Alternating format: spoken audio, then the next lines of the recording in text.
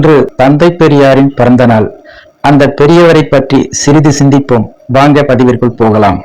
தமிழ்நாட்டில் தவிர்க்க முடியாத தலைவரான தந்தை பெரியார் மறைந்த போதும் இன்றைய அரசியலிலும் அவரது கருத்தியல் ஆதிக்கம் செலுத்தி வருகிறது என்றால் அது மிகையாகாது. அவரது பிறந்த நாளான இன்று அவரின் சிந்தனைகளை சற்று நினைவு கூறுவோம். இந்திய நாட்டின் சுதந்திரத்திற்கான போர் உச்சத்தில் இருந்த தருணம் அது. ஆனால் அப்போதைய தமிழ்நாடான மதராஸ் பட்டினத்திலோ மகளிர் உரிமை, சமூக நீதி, கடவுள் மறுப்பு, அறிவியல் சிந்தனை என ஒருவர் யோசித்து வந்தார். ஆங்கிலேயர் ஆதிக்கத்தின் கீழ் இருந்த மக்களுக்காக சுதந்திர வீரர்கள் போராட்டங்களை முன்னெடுத்த போது சாதியத்தால் ஒடுக்கப்பட்ட மக்களுக்கும் ஆண்களால் அடிமைப்படுத்தப்படும் பெண்களுக்கும் ஆதரவாக சிந்தனைகளை வளர்த்து வந்தார் அவர்தான் ஈரோட்டைச் சேர்ந்த ராமசாமி. அந்த வகையில் மகளிர் உரிமைக்காக மாநாட்டை நடத்திய போது அந்த மாநாட்டில் உரிமைக்காக போராடிய மகளிர் ராமசாமியை பெரியார் என அழைத்தார்.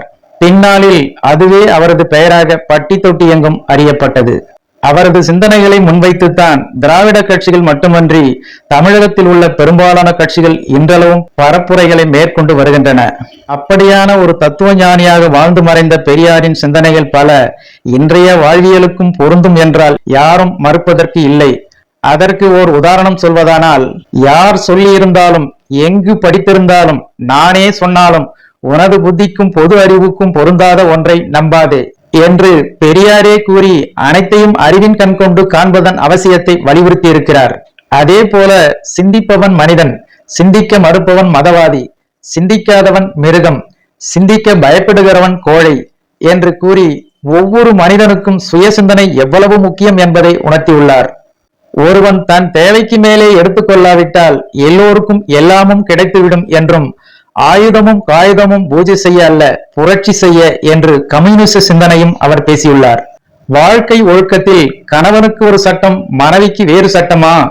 மதம் மனிதனை மிருகமாக்கும், சாதி மனிதனை சாக்கடையாக்கும் என்றும் கூறி சமூக நீதியை தனது சிந்தனைகள் மூலம் விதைத்துள்ளார். பெரியாரை பற்றி 1000 விமர்சனங்கள் முன்வைக்கப்பட்டாலும் அவரது சிந்தனைகள் இன்று வரை தமிழ்நாட்டின் அரசியலில் மட்டுமல்லாமல் சாமானிய மனிதனின் வாழ்விலும் ஏதோ ஒரு வகையில் தாக்கத்தை ஏற்படுத்தி உள்ளது மறுக்க முடியாது என்பது குறிப்பிடத்தக்கது. ஓகே ஃப்ரெண்ட்ஸ், தந்தை பெரியார் அவர்களின் இந்த ஒரு சுவாரஸ்யமான தகவல் உங்களுக்கு பிடித்திருக்கும் என நம்புகிறேன். நன்றி, வணக்கம்.